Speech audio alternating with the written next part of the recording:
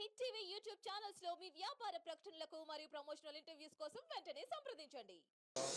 It's a terrible tragedy for Wayanad, for Kerala, and for the nation. We've come here to see the situation. It's quite a painful experience to see how many people have lost family members, lost houses.